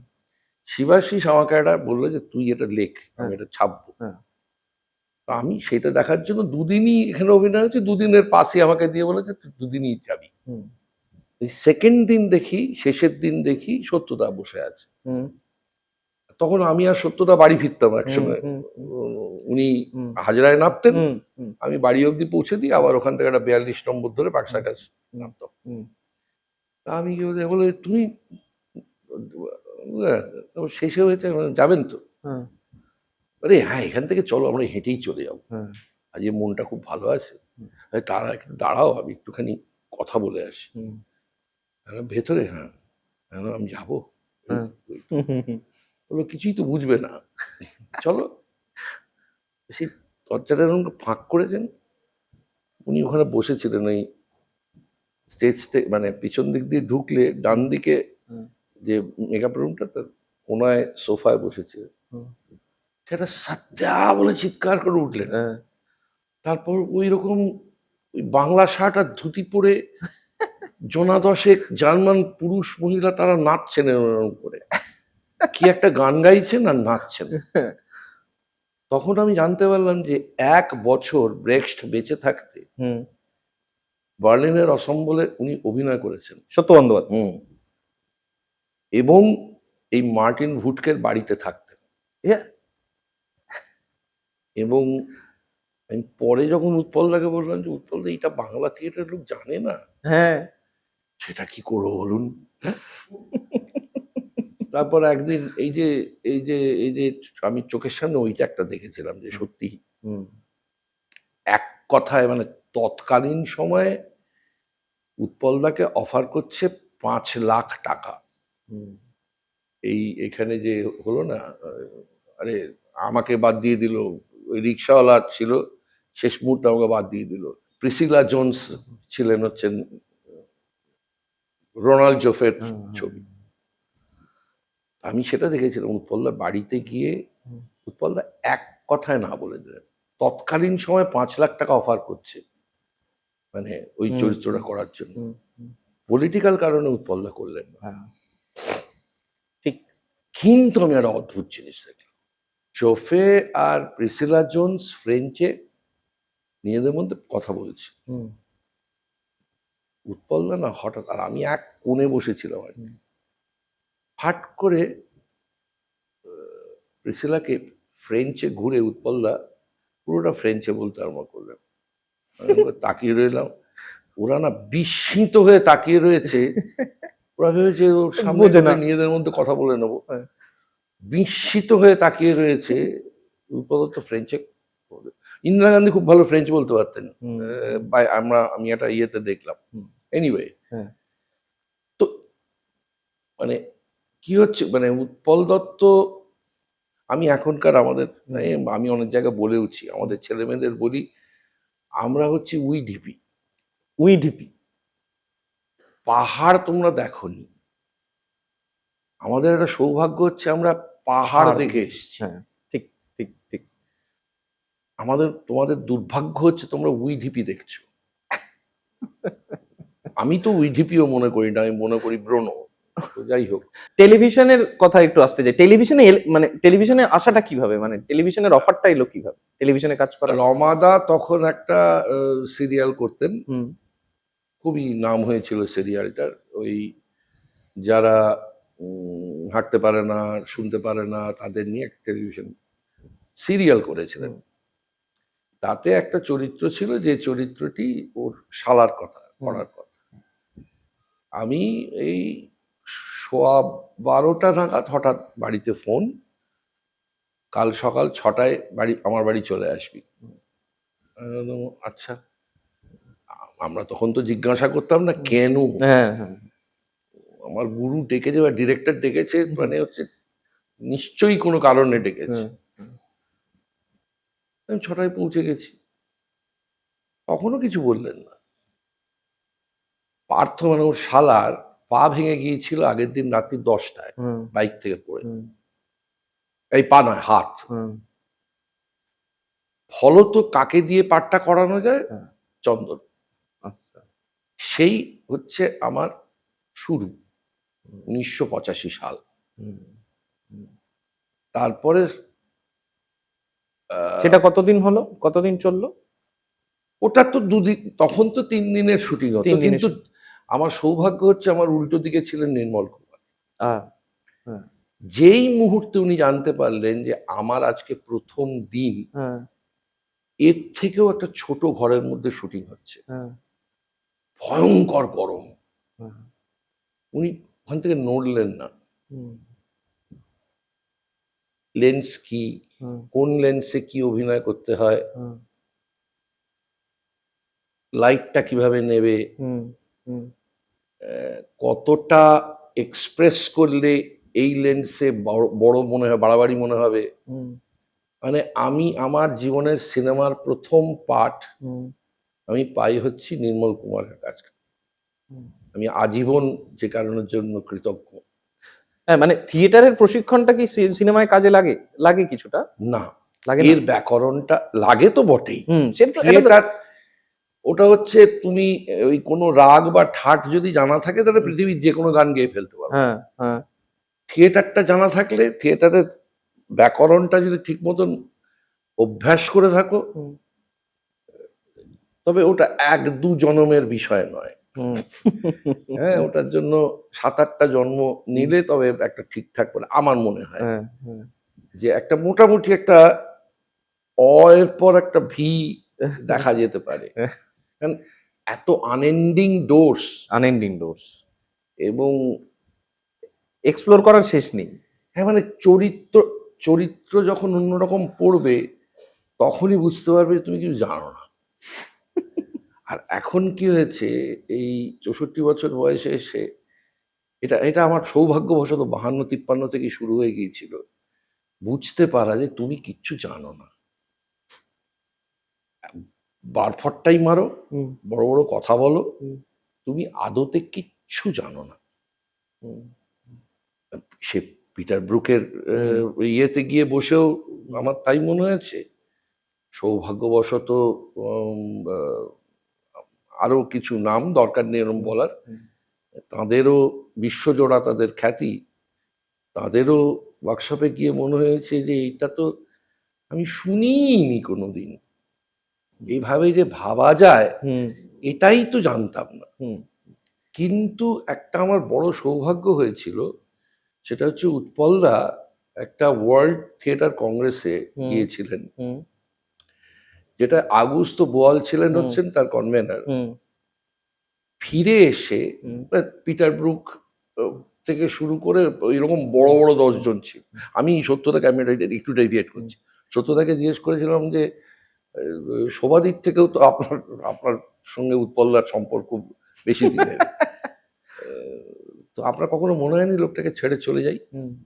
কিন্তু এই সত্য বন্দ্যোপাধ্যায় তো পিএলটি থেকে যখন উৎপল দত্তকে বার করা হয় তখন তো রিজলিউশনে সত্য বন্দ্যোপাধ্যায় সই ছিল। হ্যাঁ, তো ও সব আলাদা ব্যাপার, ওগুলো ওটা যে কি ভয়াবহ ব্যাপার স্যাপার, ও আমি পরে যখন গপ্প ফপ্প শুনেছি তখন মানে মাথা খারাপ হয়ে গেছে। আচ্ছা। যাই হোক, হুম, তো তখন লৌহ দৃঢ় মানে সমস্ত কমিউনিস্ট পার্টির নিয়ম ফিয়ম সে অনেক। কালকে কেন আপনি হুম। মেকআপ করতে 5 মিনিট লেট করেছেন, ব্যাস শুরু হয়ে গেল। স্টালিন থেকে শুরু হবে ওটা, ওটা একটা ভয়াবহ।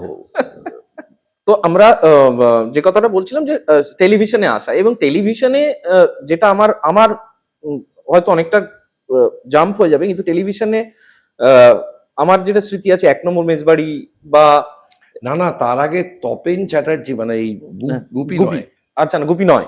আচ্ছা। তপেন চ্যাটার্জি একটা সময় আমার মায়ের হিরো ছিল, হুম, ছিলেন। হুম, তিনি আমাকে প্রায় বাস থেকে টেনে নামিয়ে নিয়ে গিয়েছিলেন। হুম, বন্ধু ছিলে ভালো বলে একটি সিরিয়াল হতো, তারপরে অনেকগুলো সিরিয়াল পরপর উনি করেন। হুম,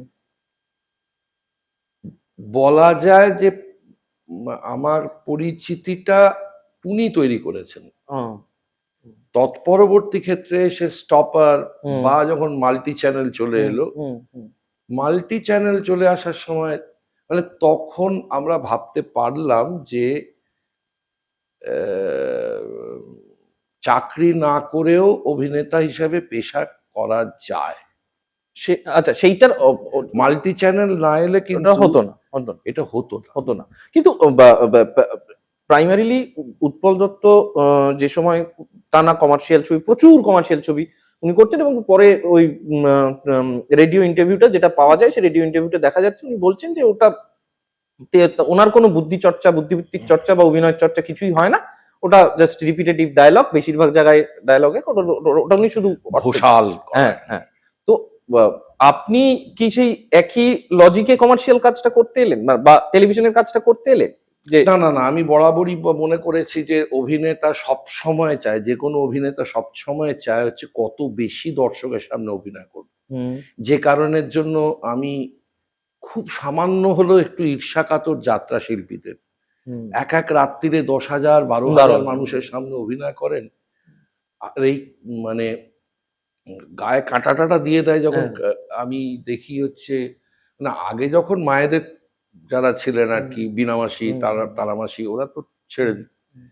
এখন এই কাকলি অনন্ত দেখে কাকলি। আমার মনে হয় যে কত দূর পর্যন্ত যেতে পারে একজন অভিনেত্রী, বা রাজু বড়ুয়া। হুম, মানে আমি বলতে গর্ববোধ করি যে রাজু আমাকে চেনে, আমাকে নাম ধরে চেনে। হুম, এটা বলতে গর্ববোধ করি আমি। হুম, মানে কি যে অসীম ক্ষমতার অধিকারী এরা, যাত্রা যারা করেন তারা যে কি অসীম ক্ষমতার অধিকারী, এ যারা দেখেননি তারা বুঝবেন না। আমি অনেক পরে বুঝতে পেরেছিলাম যে উৎপলদা কেন লিখেছিলেন হুম। যে আমার শিক্ষা উৎপল দত্ত তো যাত্রা করেছেন, করেছেন বলে শুধু নয়, উনি বললেন যে আমি শিখেছি মানে শেখার জায়গাটা প্রশস্ত হলো যাত্রার কারণ যাত্রায় গিয়ে, যখন আমি এই সমস্ত অভিনেতাদের দেখলাম। আবার আমি যখন শেখরবাবু বা শান্তিগোপাল বাবুর সঙ্গে যখন কথা বলেছি, তখন তারা আবার বলছে যে উৎপলদা না এলে যাত্রার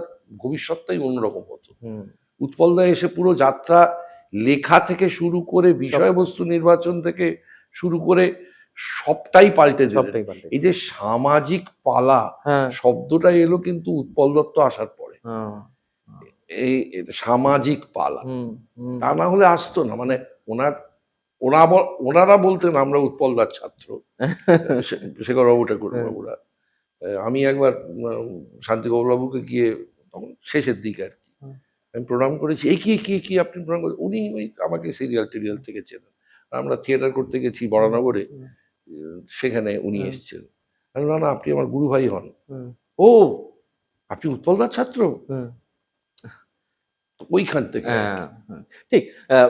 তো টেলিভিশনের অভিজ্ঞতা আপনার, আপনি এখনো টেলিভিশন করছেন, ফলে এই যে পরিবর্তনটা হয়েছে টেলিভিশনের কন্টেন্টে, টেলিভিশনের কাজের ধরনে অনেক পরিবর্তন হয়েছে। আহ, আমি যখন আহ, ব- আমি 1 নম্বর মেজবাড়ির কথাটা বললাম, আমি সেটা যখন হতো তখন আমি দেখেছি। সেই সময়ের যে টেলিভিশনের কন্টেন্টের ধরন ছিল, যেভাবে যা ছিল, এবং তারপর যেটা চেঞ্জটা হলো, এই পুরো জায়গাটায় আপনি আপনি নিজে এনজয় করতেন কোনটা, ওইটা না এইটা এনজয় করতেন? দেখুন, টেলিভিশনে অনেকে বলে, আমি আমি আমি বেঁচে আছি টেলিভিশনের, হুম, অবশ্য দীর্ঘদিন ধরে আমার কাজ নেই, যাকে সেটা বড় কথা নয়, কিন্তু আমি বেঁচে আছি টেলিভিশনের কারণে। হুম, আর আমি উম, মৃত্যুর মুহূর্ত পর্যন্ত কৃতজ্ঞ থেকে যাব হচ্ছে সেই সমস্ত ডিরেক্টর, প্রডিউসার এবং অ্যাসিস্ট্যান্ট ডিরেক্টর, প্রোগ্রামারদের কাছে, যারা আমাকে থিয়েটার করতে দিয়েছে। তারা কিন্তু চাইতে পারতেন হুম, না, ছাড়া যাবে না হুম, বলে, কিন্তু আমাকে এরা থিয়েটার করতে দিয়েছেন। হুম, তার হয়তো একটা কারণ হচ্ছে যে আমি মিথ্যে কথা বলে অন্য জায়গায় যাইনি, সেটা হতে পারে হয়তো, হুম, কোথাও একটা মনে হয়েছে। এরা আমাকে থিয়েটার করতে দিয়েছেন। হুম, এবং টেলিভিশন কিন্তু বেশ কঠিন জায়গা। কঠিন জায়গা, হ্যাঁ। খুব কম সময়ের মধ্যে অনেকটা কাজ করতে হয় সেই কারণে। না, তাহলে প্রত্যেকটা ইয়ের তো একটা করে ব্যাকরণ আছে। হুম, মানে আজকে ওটিটি যারা বলেন বাচিক, হ্যাঁ, তাদের একটা ব্যাকরণ আছে, রেডিও অ্যাক্টিং এর একটা ব্যাকরণ আছে। টেলিভিশন কিন্তু হচ্ছে মানে সিনেমা, যাত্রা, থিয়েটার হুম, এবং রেডিও, এই চারটেতে যার যত বেশি দখল দখল থাকবে, সে তত সফল হওয়ার সম্ভাবনা আছে। আমি সম্ভাবনা শব্দটা ব্যবহার করছি। হুম। কারণ কিন্তু আপনার কি মনে হয় যে যারা টেলিভিশনের এখন মূলধারার যে সিরিয়াল গুলো চলছে, তার যে প্রধান চরিত্র অভিনয় করেন, নায়ক নায়িকা, তাদের সকলের অভিনয়ের ট্রেনিং বা ইত্যাদি প্রভৃতি ততটা দৃঢ় বা ততটা পোক্ত তারা? আহ,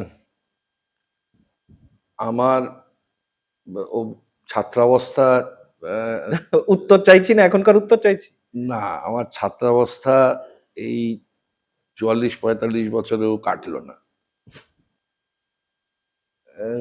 আমি তো তাদের মুখে কখনো শুনিনি ছাত্রাবস্থার কথা, খুব কম ছেলে মেয়ের মুখে হুম, শুনেছি যে তারা আসলে, এখন না সবাই প্রতিষ্ঠিত হতে চায় এবং খুব জলদি প্রতিষ্ঠিত হতে চায়।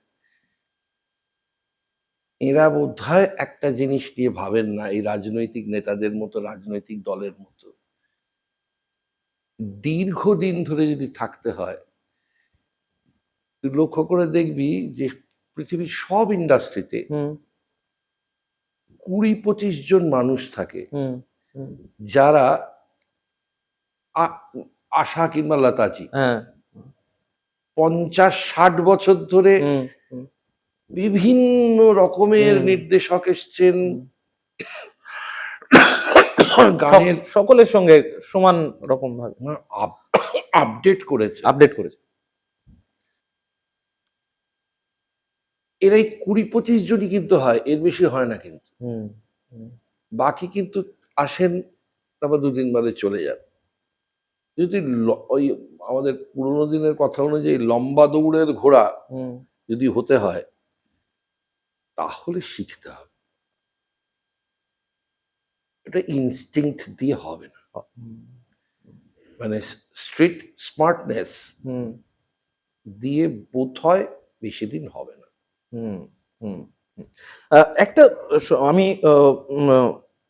খুব সংক্ষেপে জানতে চাইবো, অনেক জায়গায় আপনি এই কথাটা বলেছেন, আপনি একটা শারীরিক অসুস্থতার মধ্যে দিয়ে গিয়েছেন এবং সেই অসুস্থতার সময়টা কাটিয়ে উঠে উম, আহ, অসুস্থতার সময়ে এবং তৎপরবর্তী আগে পিছে টানা কাজ করে গিয়েছেন।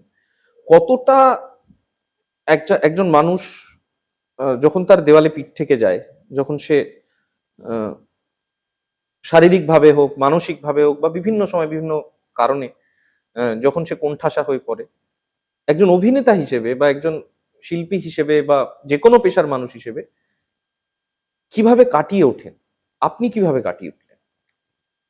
আমার সৌভাগ্য যে আমাকে প্রচুর মানুষ স্নেহ করেছেন। সে আজকে লীনা গাঙ্গুলি, শৈবাল ব্যানার্জি হন, বা আজকে এই ব্লুজের চক্রবর্তী হোক, বা অন্যান্যরা, আমাকে আমার জন্য আলাদা করে ব্যবস্থা করেছে। অসুস্থ অবস্থায় মানুষ সবচাইতে অসহায় বোধ করে তো, কিন্তু মানুষ তো বাইরের থেকে যতই ওষুধ দেওয়া হোক, আসলে কিন্তু মানুষ বাঁচে নিজের ভেতরের যে সিস্টেমটা থাকে, যেটা লড়াই করে, যে এই বাজে পোকাগুলোর সঙ্গে যে লড়াই করে আমাদের ভেতরের পোকাগুলো লড়ে গিয়ে তাদের মেরে ফেলে, তবে তো আমরা সুস্থ হই। আমি একটু অতিরিক্ত বাংলা করে বললাম আর কি, কিন্তু বিষয়টা একই। পোকাগুলো ভেতরে ঢোকে, আমাদের পোকাগুলো লড়াই করে।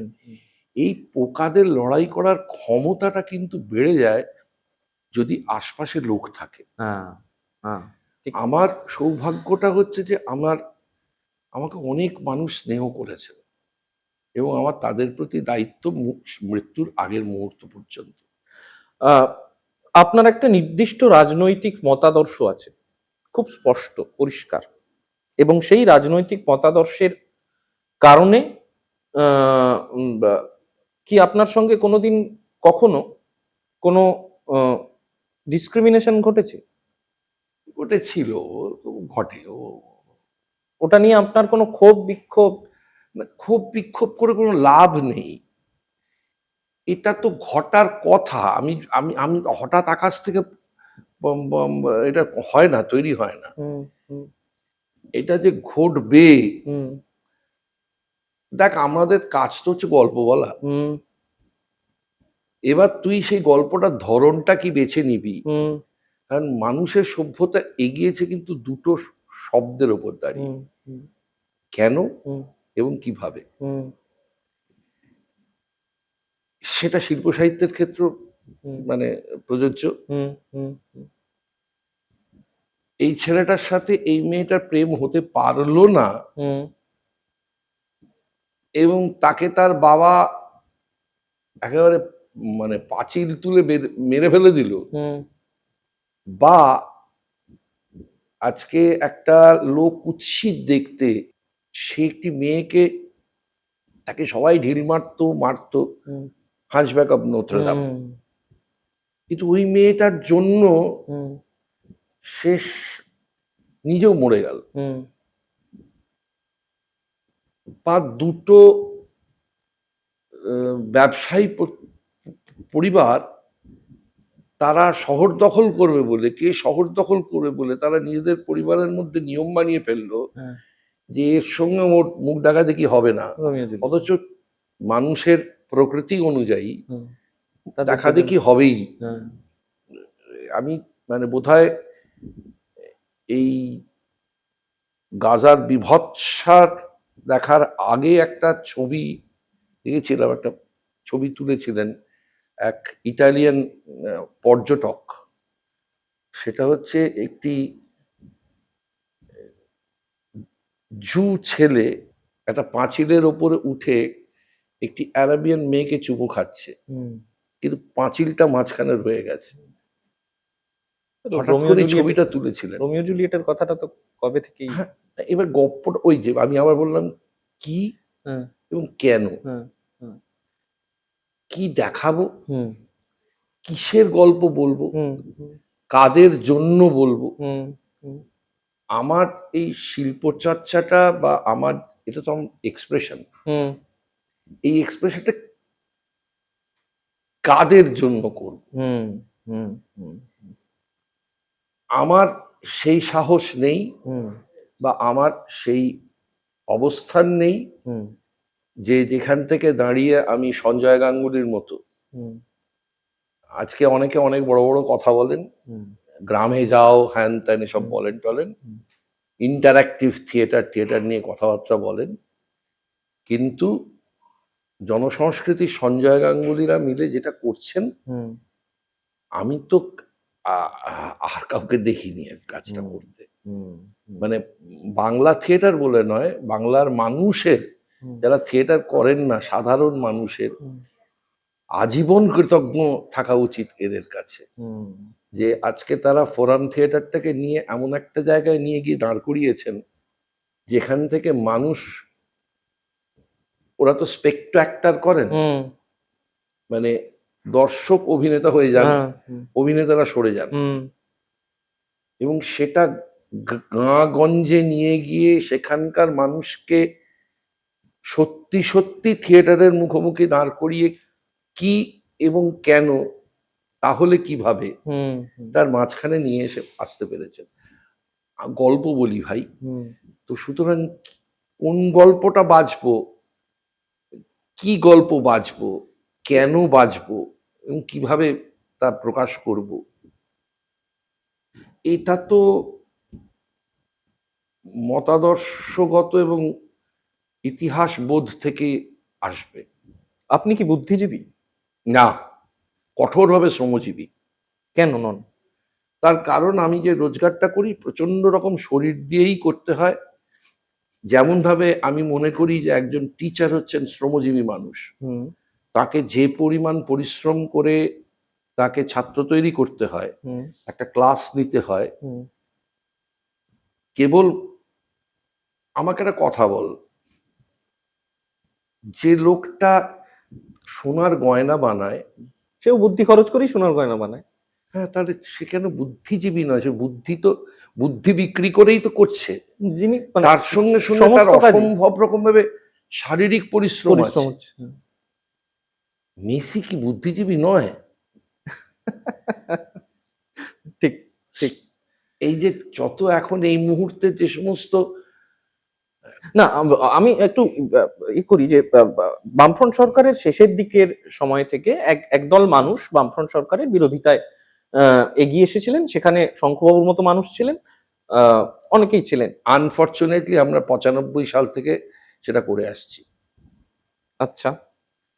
95 সাল থেকে আমাদের থিয়েটার দলের যে কোনো লিফলেট তুললে দেখা যাবে হুম, যে আমরা এমন একটি নাটকও করিনি যেটা সরকারকে প্রশ্ন করে না।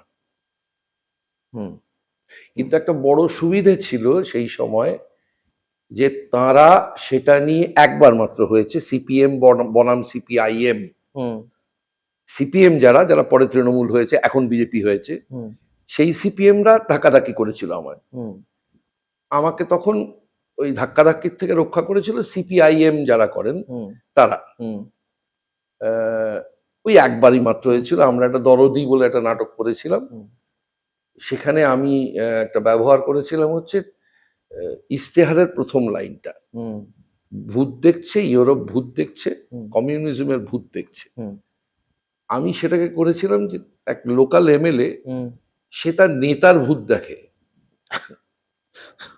হ্যাঁ, এইগুলা কি করতেছস তোরা? এই লিগা পার্টিতে আনছিলাম আমি, হ্যাঁ, এবং তারও সঠিক যুক্তি যে কাজ তো দিতে পারছি না, তাহলে কেন এখানকার ছেলে মেয়েদের আমি একটু সিমেন্ট বালি ইট এইসবের কাজের জন্য দেবো না? হুম, হুম, হুম, হুম, বলে এইগুলা কি তো কাম হইতেছে? হ্যাঁ, তোর কাম এইগুলা হ্যাঁ, কমিউনিস্ট, একজন কমিউনিস্ট হিসাবে তা আমি ওইটাই চেঞ্জ করেছিলাম। ও, ও, ভূত দেখছে হুম, একজন তথাকথিত কমিউনিস্ট পার্টির নেতা, একজন প্রকৃত কমিউনিস্টের ভূত দেখে, হ্যাঁ, রাত্রে ঘুমোতে পারে না। হ্যাঁ, হ্যাঁ, সেইটুকু চেঞ্জ করুন, তাতে প্রচুর ধস্তাধস্তি হয়েছিল। কিন্তু 95 সাল থেকে আমাদের এমন একটি নাটকও দেখা যাবে না। হুম, আর 2008 থেকে 11 হুম, এই তথাকথিত প্রতিদিন প্রায় আলিমুদ্দিনের ঢোকা এবং বেরোনো হুম, বা এই সমস্ত যত হুম, কমিটি আছে তার মধ্যে ঢোকা এবং বেরোনোরা যখন উল্টো দিকে বসে থাকতো, এই ব্রাত্য বসু হুম, আহ, রা, হুম, তখন আমি এদের একটা প্রশ্ন করেছিলাম, হুম, 64 বছর নাকি আমি এদের কি সব জায়গায় চেটেছি। হুম, তা আমি বলেছিলাম যদি আমি চেটেই থাকি তাহলে একটা কমিটিতে নেই কেন? হুম, একটা কমিটিতেও তো আমি নেই। হুম। আর আমাদের একটা নাটক দেখাতে পারবি যে নাটকটা প্রশ্ন করেনি? ব্রাত্য বসু বা অর্পিতা ঘোষেরা তো আপনার নাটক দেখতে যান, এখনো দেখতে যান? না, দেখতে যান না? না, কখনো দেখতে যান না? একবার গিয়েছিলেন। হুম। তো আপনি কি মনে করেন? কৌশিক সেন যেতেন। হুম, হুম। কৌশিক আপনি কি সেন যেতেন। ব্রাত্য বসুকে কি নাট্যকার হিসেবে আমি মনে করি ইন্দ্রাশিসের পরবর্তীতে হুম, অ্যাডাপ্টেশনে অত ভালো হাত হুম, আমি অন্তত দেখিনি।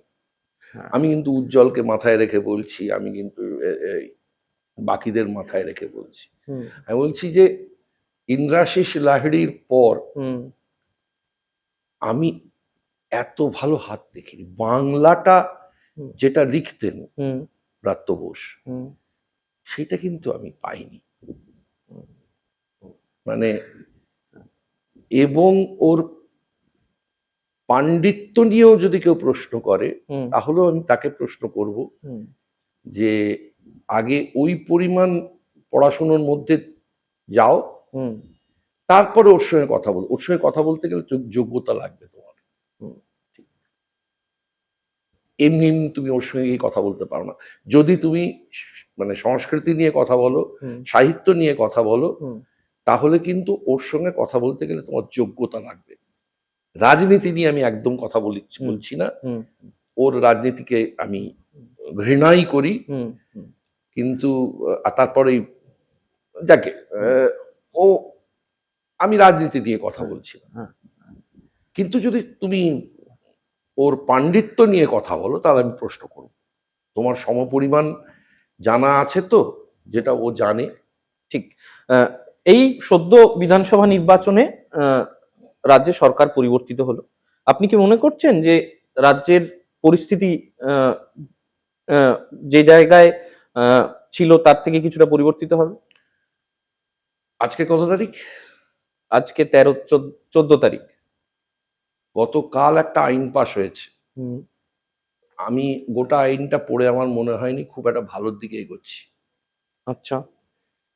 আমি কোনোদিন মানুষকে উত্ত্যক্ত করতে পারি, উস্কানি দিতে পারি ভেবে হুম, আমায় গ্রেপ্তার করে 1 বছর রেখে দেওয়া যেতে পারে বিনা বিচারে, হুম, এবং রাজ্য সরকারের মনোনীত একটা কমিশন ছাড়া হুম, আমি আমার উম, আহ, কি বলে যেন, মানে আমার আইনজীবীকেও নিয়ে তার কাছে যেতে পারবো না। হুম, আমার মনে হয় না এটা গণতান্ত্রিকভাবে হুম। খুব সুস্থ ঘটনা।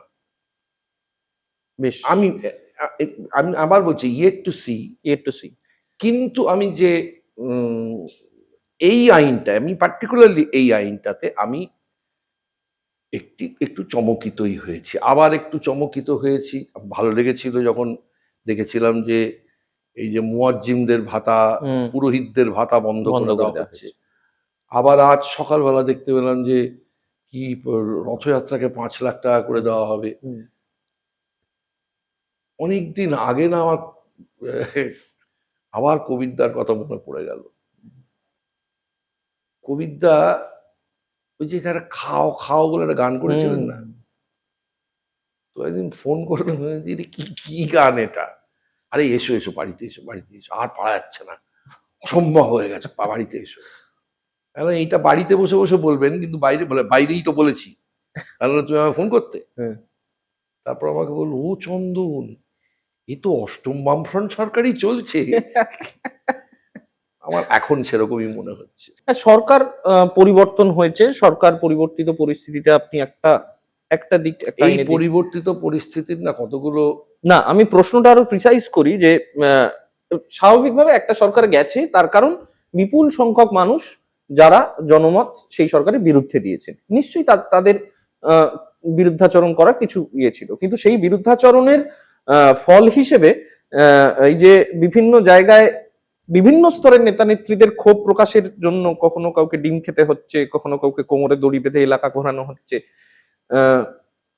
কোমরে দড়ি বেঁধে এলাকা ঘোরানো হচ্ছে। ওটা যতই আপনি জনরোষ টনরোষ তুই বল না কেন, ওটা মধ্যযুগীয় বর্বরতা ছাড়া কিচ্ছু নয়। অ্যামনেস্টি ইন্টারন্যাশনাল কেস করতে পারে, এটা করা যায় না, এটা মানবাধিকার লঙ্ঘন। আর ওই ডিম খুব অচিরেই কিন্তু পাথরে পরিণত হবে। আচ্ছা, অচিরেই। কারণ কিন্তু মানুষের ক্ষোভটা তো ভ্যালিড। হ্যাঁ, ভ্যালিড তো বটে। আমার বাড়ির সামনে আমি আমার মাথায় এদের কাণ্ড কারখানা দেখে যেটা বুঝছিলাম না, আমি অনেকদিন আগে সিপিআইএম এর নাম বলার দরকার নেই, এক পলিট ব্যুরো নেতাকে বলেছিলাম যে আমাকে জিজ্ঞেস করি, তোমার এত ক্ষোভ কিসের আমাদের বিরুদ্ধে? একটাই ক্ষোভ, যারা কমিউনিস্ট পার্টি যখন তৃতীয় সূত্র ভুলে যায় যে প্রত্যেক ক্রিয়ার একটি সমান এবং বিপরীত প্রতিক্রিয়া আছে, তখন সেটা কিন্তু আর মানে অবাক লাগে আমার। এদেরও কাণ্ড কারখানা দেখে মনে হচ্ছে এরা যেন আজীবন থেকে যাবে। এই তৃণমূলের লোকজনের এই যে পরিমাণ সম্পত্তি করেছে করেছে, ওদের কি ধারণা ছিল যে এরা আজীবন থেকে যাবে? তাহলে এখন যে কতগুলো ঘটনা ঘটছে, সরি টু ইন্টারাপ্ট, আমি মধ্যখানে দেখলাম একটা, এই যেমন এখন এই ক্রস টেনে ফেলে দেওয়া হচ্ছে, হ্যান ত্যান ইত্যাদি, একটা দেখছিলাম তর্ক করছে না কি সাধু গোছের একজন এসে, তোমাকে হিন্দু হতে হবে, এটা হিন্দুদের দেশ, হিন্দু হতে হবে। আমার কেন জানি না মনে হচ্ছে, এটা তো সারা ভারতবর্ষ জুড়ে চলছে, আমার কেন জানি না মনে হচ্ছে আমি যদি ওখানে থাকতাম তাহলে আমি বলতাম, আপনি কাল থেকে গ্যাসের দামটা কমিয়ে দিন, তেলের দামটা কমিয়ে দিন, আর আমাকে একটা চাকরি দিন, আমি হিন্দু হয়ে যাব। আমার হিন্দু হওয়ার কোনো কারণ থাকতে হবে তো, এরকম তো হতে পারে না।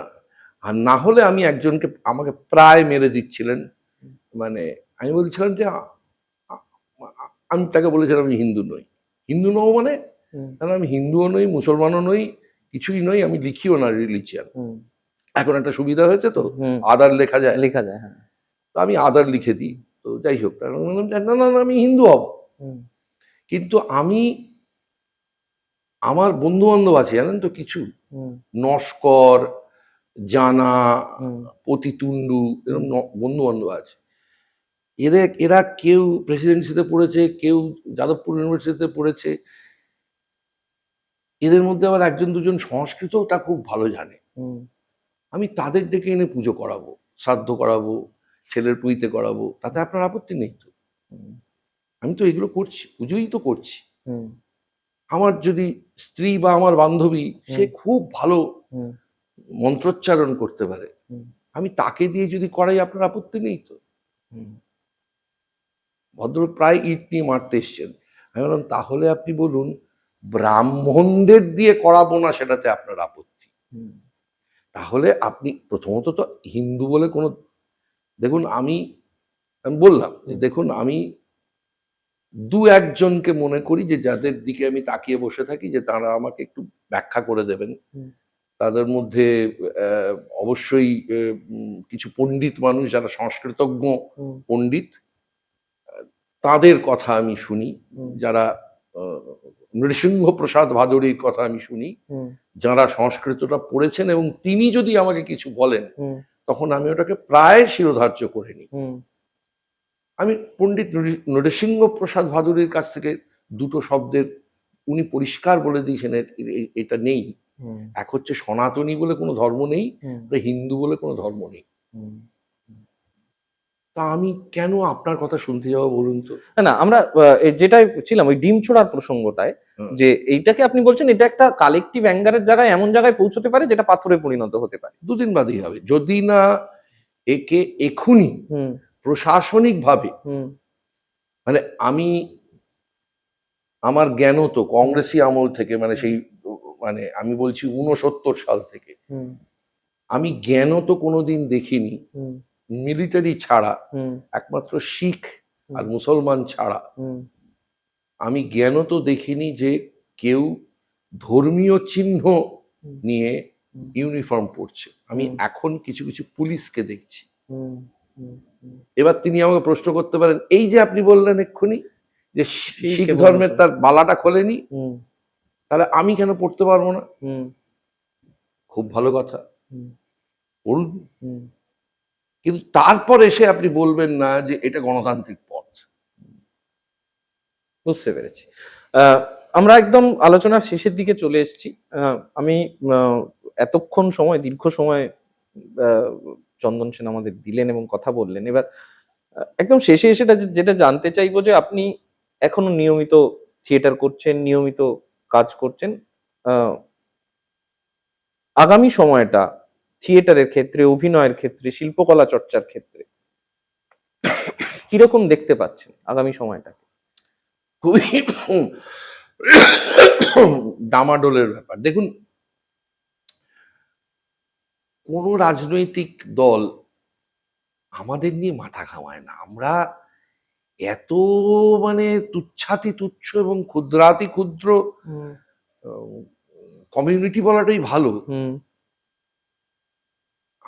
দেখুন, কোনো শিল্প, কোনো সাহিত্য, কোনো কিছুকে নিয়েই কোনো শাসক দলের মাথা ব্যথা হয় না যতক্ষণ না ভোট কাটে। ভোটে প্রভাব বিস্তার করতে পারে এমন কোনো কিছু, বা তারা কাউকে একটা চিহ্নিত করলে ভোট বাড়ে, এরকম না হলে শাসকরা কোনোদিকে, বাম ডান যাই বলুন না কেন, তারা এই আমাদের নিয়ে ভাবে না। কিন্তু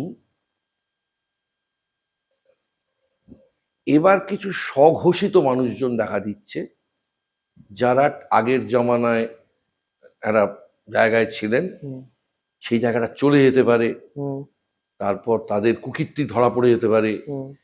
এই সবের জন্য তারা এই জমানায় যে করে হোক গুঁতোগুতি করে ঢুকছে না। তারা এই জমানার যে সমস্ত ভাবনা চিন্তা তার থেকেও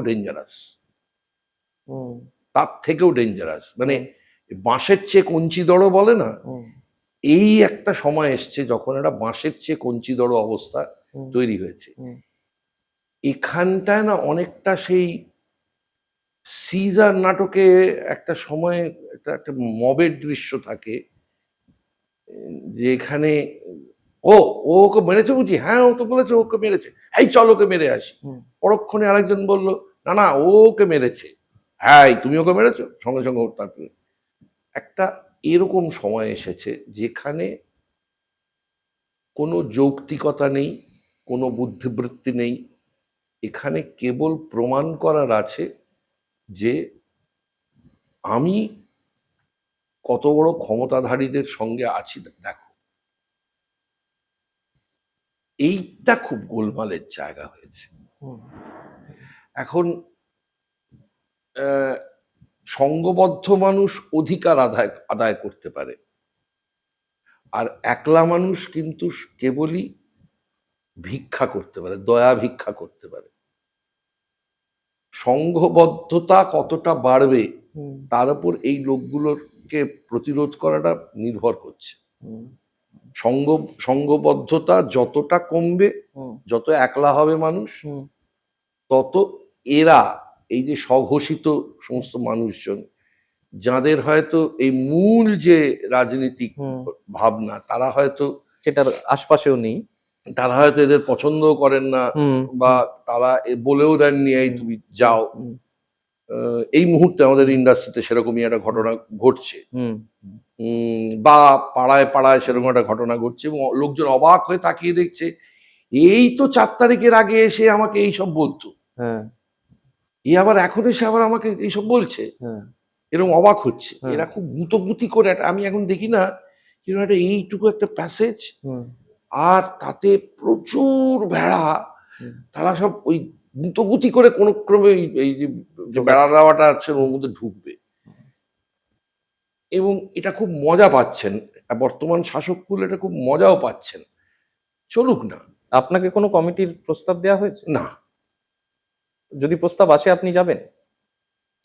সরকার ডাকলে তো যেতে হবে, কিন্তু সরকার যদি ডাকে যেতে হবে আমাকে। সরকার ডাকলে আমি নাগরিক হিসেবে আমার দায়িত্ব তার যাওয়া, তারপরে আলোচনাটা হতে পারে, কিন্তু ডাকলে যাব না। সরকার ডাকলে যাব না, এটা এটা এটা করাটা, এই যেমন 2015 এবং 2025 সালে মমতা বন্দ্যোপাধ্যায় আমাকে ডেকেছিলেন ওই 1 লক্ষ টাকা দেওয়ার জন্য, আমি গেছি।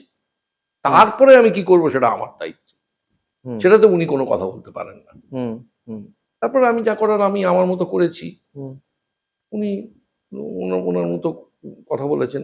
সরকার ডাকলে আমি যেতে বাধ্য, কিন্তু নাগরিক হিসাবে কিন্তু আমার দায় সরকার ডাকলে যাওয়া, তারপরেরটা কিন্তু আমার সিদ্ধান্ত। বেশ, চন্দনদাকে অসংখ্য ধন্যবাদ আমাদের সঙ্গে এতক্ষণ থাকার জন্য, এবং একটা এমন আড্ডা আমরা আজকে দিলাম যেটার মধ্যে থেকে অনেকগুলো দর্শনের দিক, অনেকগুলো চিন্তার দিক ফুটে উঠলো, তার সঙ্গে সমসাময়িক সময়কে একজন শিল্পী তিনি কিভাবে দেখছেন সেইটা উঠে এলো। এবং আমি কিছুটা ব্যক্তিগতভাবে এই এতগুলো প্রায় 25টা এপিসোড আমাদের হয়ে গেছে, 1 বছর বহু বছরের, এরপরে এই নির্বাচনের ঢেউ মিটে যাওয়ার পরে এসে আমি কোথাও গিয়ে আবার সেই একটা পুরনো স্বাদের আড্ডায় ফিরে এলাম। অসংখ্য ধন্যবাদ চন্দনদাকে আমাদের সঙ্গে থাকার জন্য। আজকাল.in-এর দর্শকদের বলবো আপনারা অবশ্যই নজর রাখুন আজকাল.in-এর ফেসবুক পেজ এবং ইউটিউব চ্যানেলে। ধন্যবাদ।